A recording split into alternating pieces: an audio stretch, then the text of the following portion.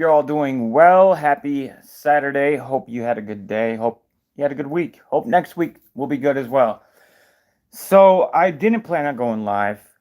However, this is indeed one of the many things that happen to be happening all at the same time, oddly enough, that were on my list of things to watch out for because when they happen, it isn't long at all before some really serious tyrannical measures start coming down the pike. And you combine that with the COVID scamdemics that are definitely on the horizon.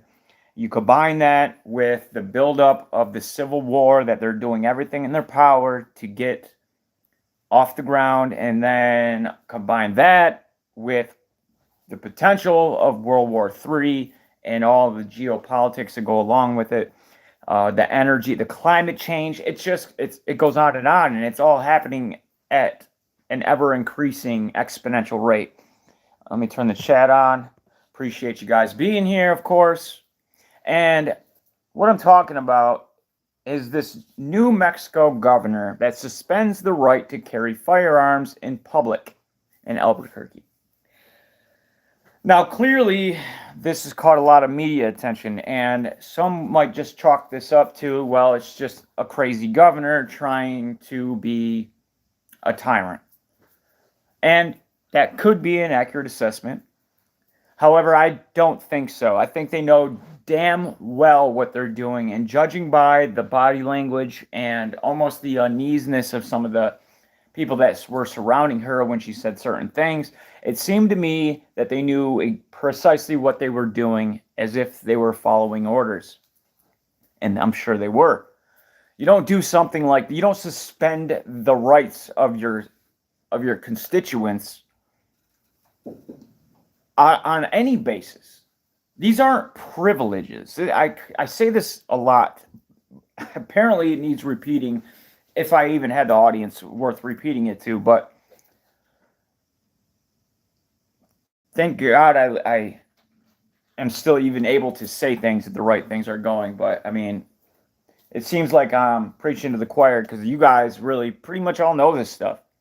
If I could somehow expand, I think we would do rather well, honestly. That's why I think it is so highly shadow banned.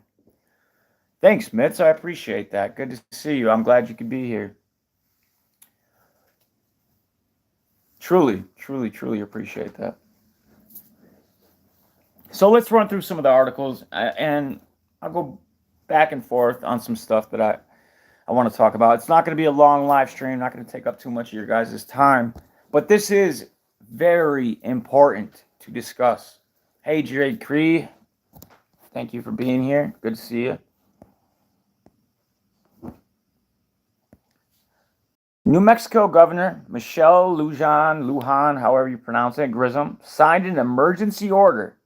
And we're going to look what happened in Maui with the emergency orders. Hey, Kutz, how you doing? Glad to see you, brother.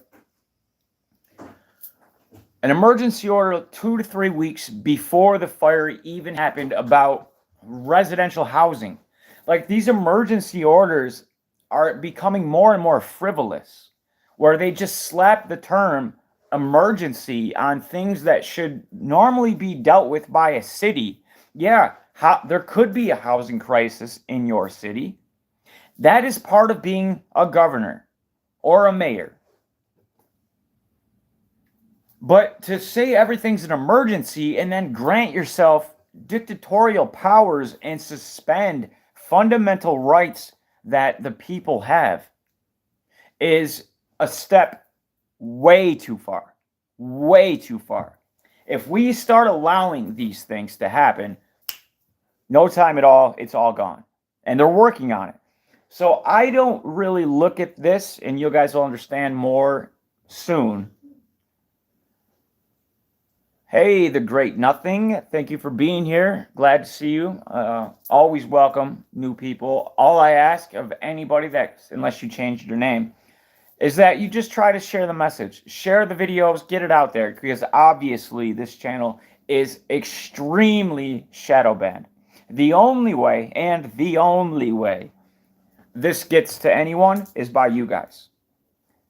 That's it. If it grows one person, give yourself a pat on the back, honestly, because that's how it did it. So I appreciate it all. I don't really promote my channel that much. I do occasionally, like on Twitter or X or whatever, but not really. I very seldomly do it. When a new video comes out, I'll post a link, but I don't go around being like, hey, like, check this. That's up to you guys. We can grow or we won't.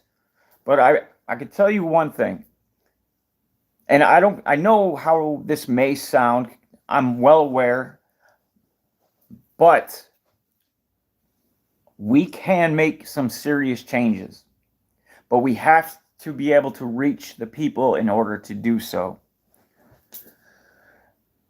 As I was saying, I don't believe this is what it is appearing to be right off the bat. And we'll talk about that in a moment. Grissom said she was compelled to act due to a series of shootings in the city, including one that killed an 11-year-old boy outside a baseball game this week and a group of targeted shootings against Muslim men last month. So if that's all it takes to declare emergency, then every single city in this entire nation can do the exact same. And if this goes unchecked, then it will. They will all follow suit. Maui kind of led the way for these emergency powers, even though the emergency hadn't happened yet, which is something highly suspect, along with everything else in Maui and Lahaina that is extremely suspect as well. But we're not talking about that now. There's another video coming in the near future about it, so we'll save it for that. The motion using an emergency health order bans concealed and open carry firearms, so it's basically saying your Second Amendment is no longer. In all public places and areas with a specific violent crime threshold, one that only been met by the city of Albuquerque police and security are exempt. Of course they're exempt, because they're the ones that need to protect the governors, the mayors themselves. Right? Even the governor said that she doesn't expect criminals to follow this edict. Well, then what's the point? So what you're basically saying, what you are saying by that, is you're eliminating the people's ability to protect themselves against the criminals that you yourself said will still carry the guns that you want to ban so incredibly bad, apparently. I welcome the debate and fight about how to make New Mexicans safer, Lujan Grissom said at a news conference Friday. As I said yesterday, time for standard measures has passed, she said in a statement. When New Mexicans are afraid to be in crowds, to take their kids to school, to leave a baseball game, when their very right to exist is threatened by the prospect of violence at every turn, something is very wrong. So it's about crime, is it? It's about coming down on the criminals? Well, then why did you make the statement you did about they probably won't listen? But there's even something a little bit bigger to this. Trump has been really big on stopping out the crime wave for a long time, since his first go around. But in 2019, he increased it. He dialed it up to 11. Really started talking about the inner city, and rightfully so. There is a huge crime wave, right, that's being orchestrated upon the people with the Soros-backed DAs and things like that. But to think and be naive enough to believe that Trump is going to come in and save the day, eliminate this crime that people are begging him to do when he was in office previously, and surely when he's in office, if he's in office this next time, without eliminating their own rights. So how does one crack down on its problem reaction solution? You create the problem of mass crime, And then you have somebody that appears to be the opponent for the left, right? For in this case with gun control, things like that, to come in, and I'm not saying he's going to ban weapons, but he's going to do things that are going to crack down on fundamental freedoms, just like Joe Biden. It's back and forth and back and forth. And they always use the other side. Like, whoa, the other side, like let me give you the example that I often use, Antifa. Trump was talking about making Antifa a terrorist organization. And the argument was, well, that's an ideology. And what was Trump's response on that? He didn't care. He wanted to do it. So effectively, even though it was about Antifa, that's what the media was running with. That's not what legislation would say. The legislation isn't going to specify Antifa. It will say dangerous ideologies, and we need to crack down on them under a domestic terrorism piece of legislation.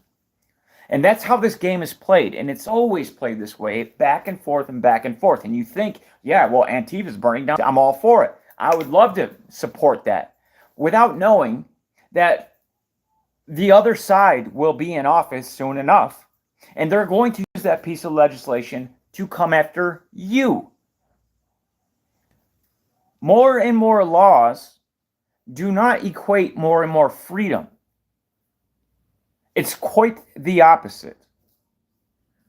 And we've come a long way from even a few years ago. Like, this blows my mind, the fact that they're actually trying to pull this type of stuff out. Whether it's a type of psyop, and that's kind of what I believe, and I'll talk, like I said, more about that here in a minute, or it's legit, and this lady just seems to think that she can eliminate your fundamental rights. What's up, Morgellons? Good to see you. I know you don't catch very many of them, but glad you could join.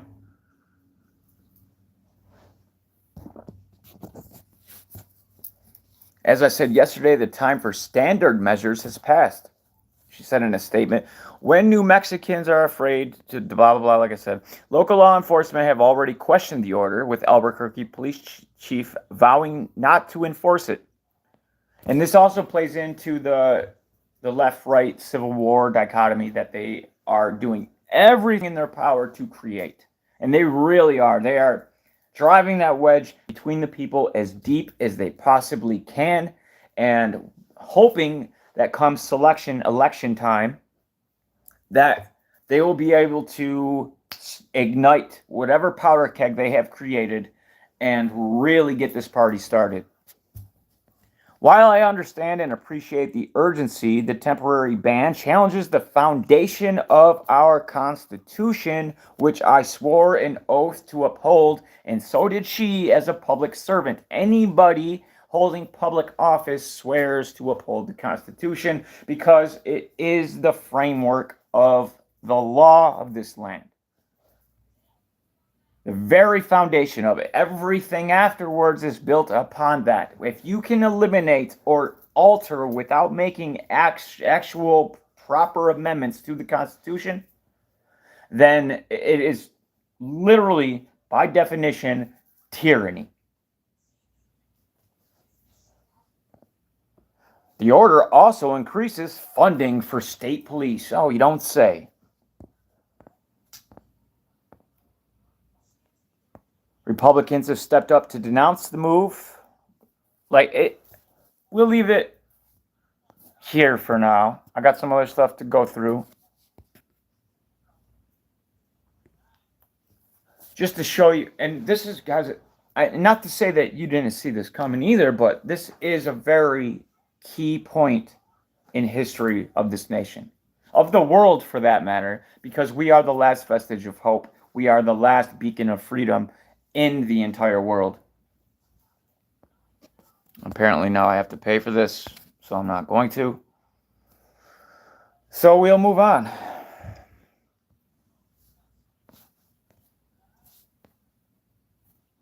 Luckily I had two of them up. Gavin Newsom's campaign to repeal the Second Amendment. This was back in June, but they're still going at it. And he is a likely candidate for the presidency. I would kind of think that it looks like they're setting Trump up to be the president, or at least get as many people following him as possible, doing things like the mugshot. They know damn well taking his mugshot is going to rile up his base and get new people to join aboard. They didn't need to do it. They did it not for what the media makes out to look like. Oh, it backfired. No, it didn't backfire. It did exactly what it was designed to do.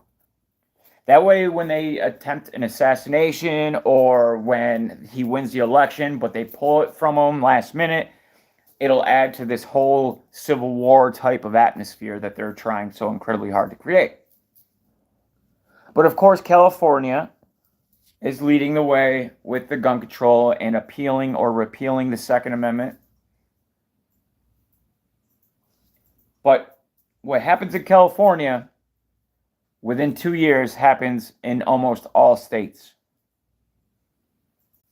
Again, YouTube, I am not monetizing this. I do not advertise. This is not for monetary gain in any way, and as such, falls under fair use, as I am merely trying to provide information.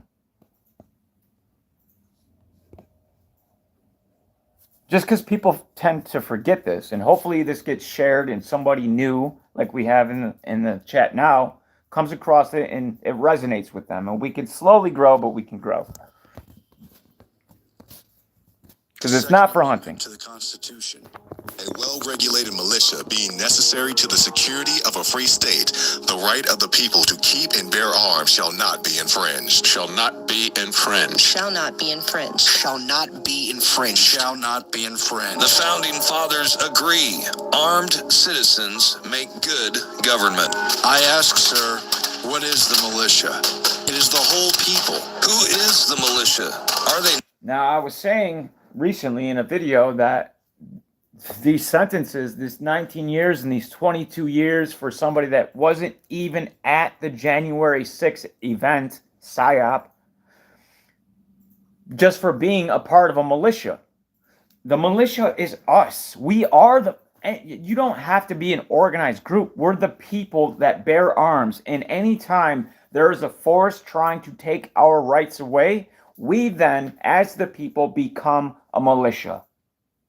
To its checks and balances all the way through, and the last line of defense is us with weapons, with guns, with whatever type of power. And they made it quite clear throughout their writings. If for people that may be unfamiliar, you should really look into what these people thought, how they viewed all of this when they were creating the Bill of Rights and the Constitution, because they made it really clear. Whatever the government has, you, the people, should have as well to keep the government in check. Are they not ourselves? To disarm the people, that is the best and most effective way to enslave them. George Mason. Congress have no power to disarm the militia. Their swords and every other terrible implement of the soldier are the birthright of an American. Tench Cox, 1788. The Constitution preserves the advantage of being armed, which Americans possess over the people of almost every other nation, where the governments are afraid to trust the people with arms. James Madison, Federalist, number 46. That's an excellent point, Morgellons.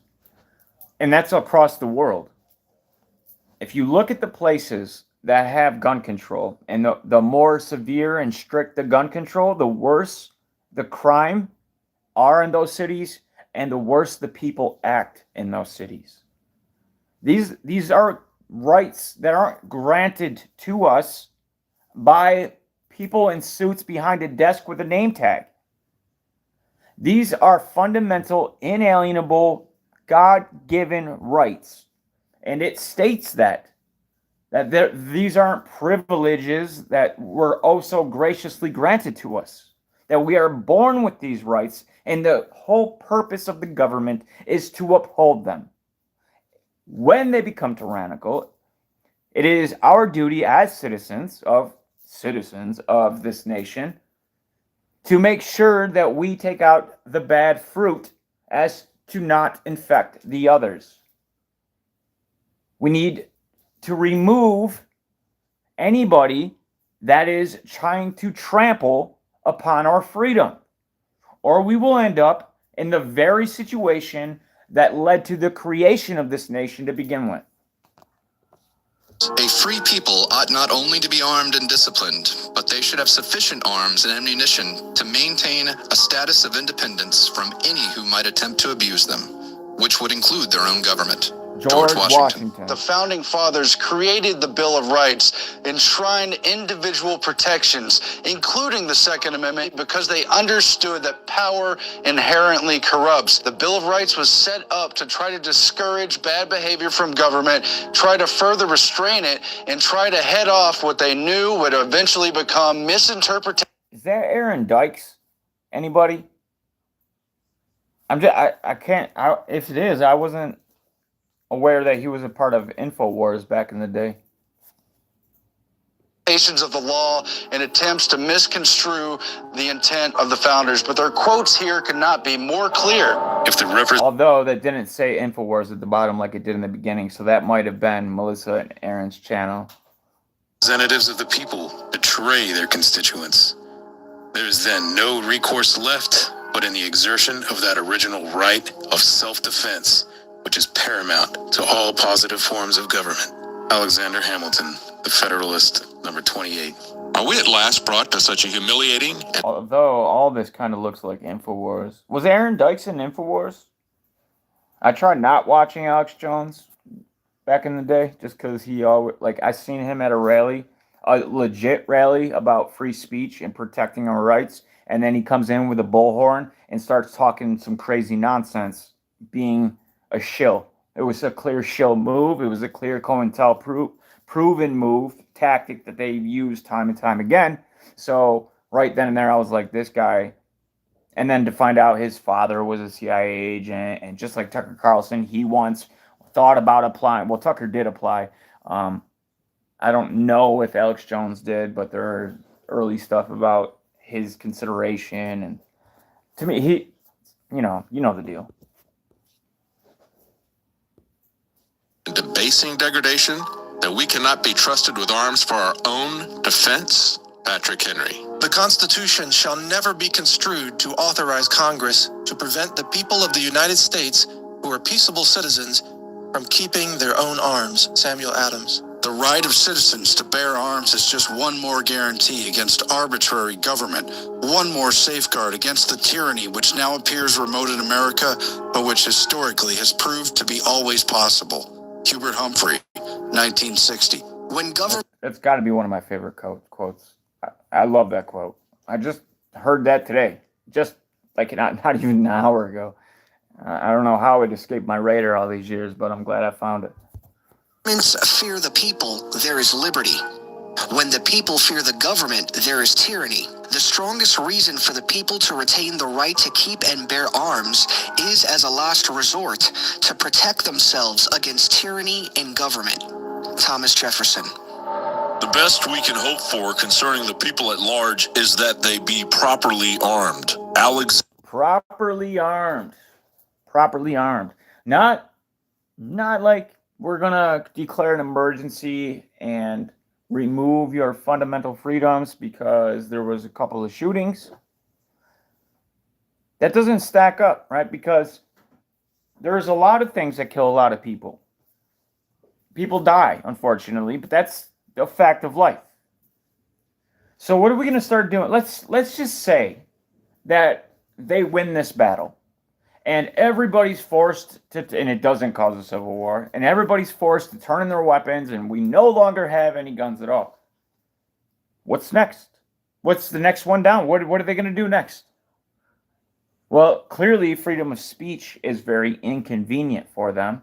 And being that we're on the verge of another scamdemic episode, and we've already heard the rhetoric that the three-letter alphabet gang media networks constantly regurgitate about how misinformation is deadly. It can lead to people making wrong choices and this and that. And they really tried hard during the second wave about, and this was a part of Event 201, by the way, back in October, before January, when COVID was really starting 2020. COVID started, like, even though you can go back and there was cases and, like, you know, even in October of 2019, it wasn't until January, February, and then March, when it was actually declared a pandemic, that this all really started happening.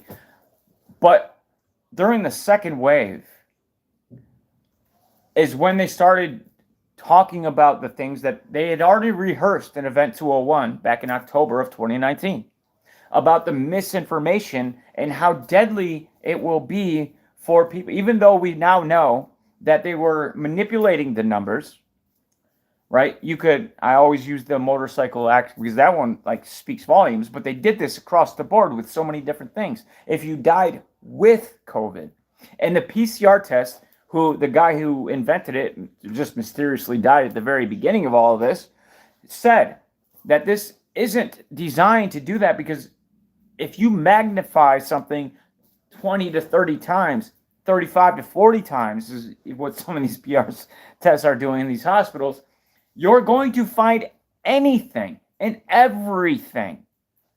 So you can say, and you have an incentive to say, because the hospitals get 15 to 30 grand for saying that they have a patient that died of COVID, instead of this person under the very conditions that the creator of this technology said not to do. Under those conditions, we found this person had COVID when they died of a motorcycle accident.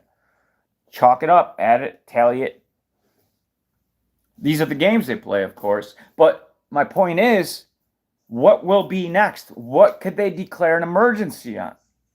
Well, the National Defense Authorization Act of 2012, which I refer to quite often because it is so tyrannical, gives the ability for these tyrants to use emergency powers to limit your freedom. They're not freedoms if you can do that, by the way. They're privileges. So let's call them as such. Limit your privileges whenever they deem necessary. And because this governor clearly knows what she's doing, probably because she was told by somebody up at a higher level, the same type of people that created the National Defense Authorization Act of 2012, know that they can get away with it and set a precedent going forward to allow this type of thing. It's only been a couple of months. I've seen this happen twice. 1 month, actually. It's been 1 month. Maui, that was a month ago. And just so happens that they declared the emergency about housing, right? Oh, well, people need more houses, I guess, is what the argument was. So they declared a statewide emergency, and gave the mayor these insane type of powers where they can pass executively, essentially, new laws that say, hey, we can take your property. In the case of an emergency, we can steal your land, which is convenient because that land and the Smart Cities Agenda 2025 for Maui, other than that, I don't see how they would ever get the Lahaina residents to give up paradise, where they're living, that they have lived there for years and generations upon generations. But weeks before that, they said, you know what?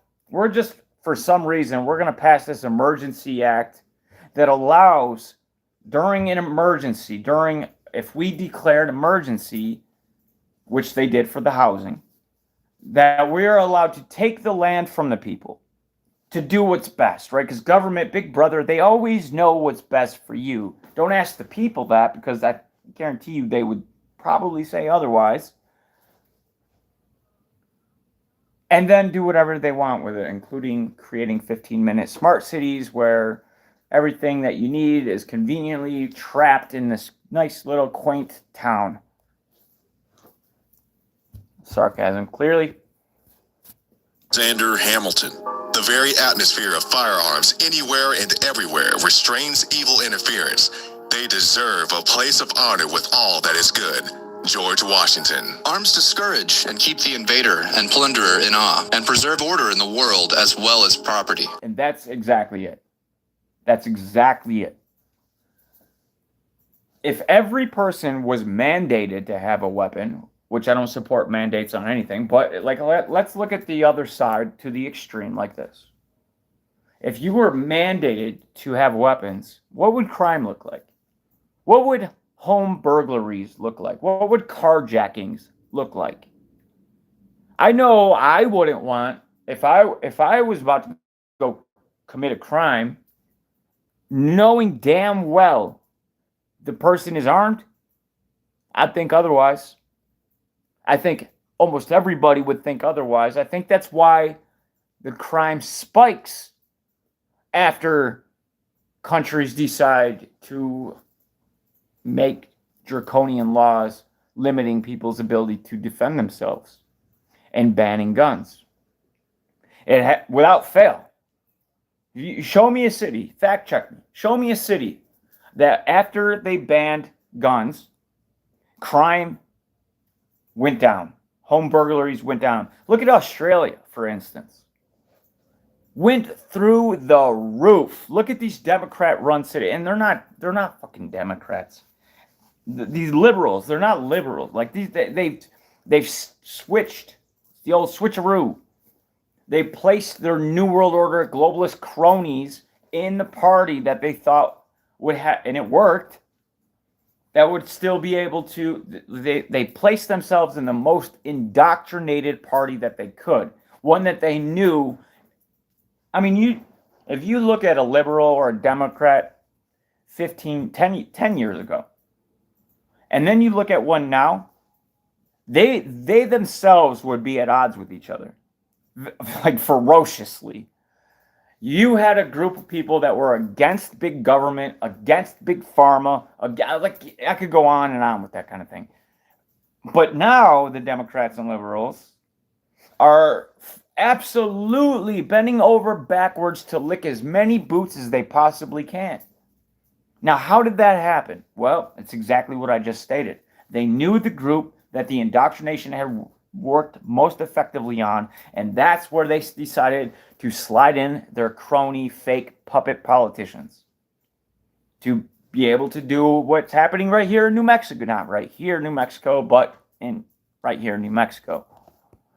Horrid mischief would ensue were the law-abiding deprived of the use of them. Thomas Paine. To preserve liberty, it is essential that the whole body of the people always possess arms and be taught alike, especially when young, how to use them. Richard Henry Lee, 1778. A free people claim their rights as derived from the laws of nature and not as a gift of their chief magistrate. Thomas Jefferson. Our Second Amendment, our free speech, are gifts from... That is InfoWars. I had no idea Aaron Dykes was in InfoWars. Makes sense, I guess. Anyways, I'm going to switch it up real quick. I got another article, I think another video to go through. And then I'm going to wrap it up. What I do want to show you real quick, though, Salty Cracker put out an interesting tweet that goes, when you see the likes of David Hogg saying things like, I support gun safety, but there is no such thing as a state public health emergency exception to the United States Constitution. Now, I've been following this twit for a long time. I know how he thinks. I know the things he said are just unbelievable. So for him to say something like this really raises red flags to me. And what it makes me think of is the old gas trick. Like when you want to raise the price of gas, they'll usually skyrocket to like $4 or whatever, depending on where you live. And you were paying $2, and you're like, holy shit, this is outrageous. Unbelievable. And everybody's pissed, and they're like, we're not having it. This is outrageous. And it stays $4 for a little while. And then all of a sudden, so graciously of them, They drop it to $3, and everybody's happy. Oh, thank God! I was so tired of paying $4 a gallon. Now $3 is so much better. Yeah, but you're still paying $1 more than you were. But you're happy now about paying that extra dollar. If they had just jacked it to $3, you'd be like, "Oh, you son of a bitch!" They do this with everything, and I'm wondering if they're doing this here, because with David Hogg, who is one of these crisis actors. I love this video that you can't. It's hard to find now, but it still exists, I'm sure, somewhere. When they threw this 22-year-old dude in school, in a high school, and tried to make him look to be a student, there was a kid that actually called him out on video. And he's like, it was something about, it was like a science class or whatever. And he was like, yeah, but why are you giving me a 22-year-old lab partner? Right? He's trying to pass, or like a 20-year-old, 21-year-old, I forget what it was. But why are you giving me a 20-year-old lab partner? And, well, it was clear why, right? It wasn't too long after that we seen what ended up happening. He's sitting there in a closet on his phone, like, oh my God, blah, blah, blah, blah, blah. Just bullshit. Clear bullshit.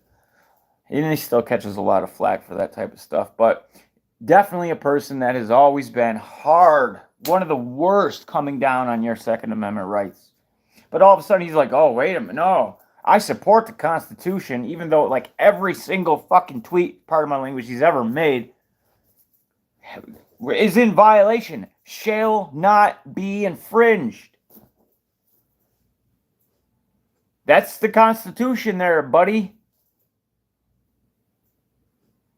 That means, and shall not abridge, shall not abide. It specifically says you can't do anything because it's so fundamental as a protection against the tyrannical government. It didn't mean nothing to him. He could care less. What's up, Active Research? Good to see you, brother. I'm not sure that's I support the current thing. I think it's something a little bit deeper here.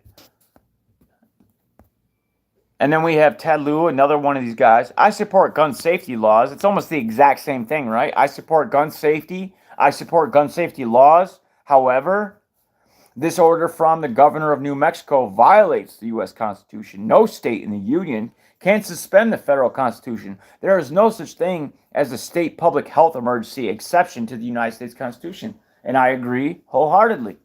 But I don't believe he does.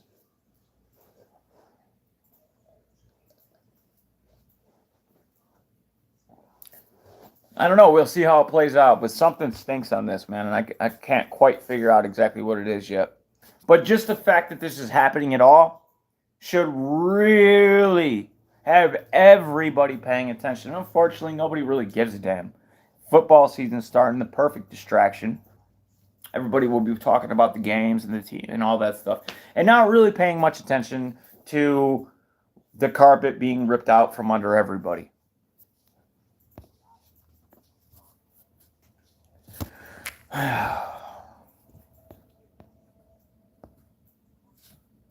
I'll skip that one. I think I'm going to get wrapping it up here in a second. I think there's one or two more articles I wanted to talk about.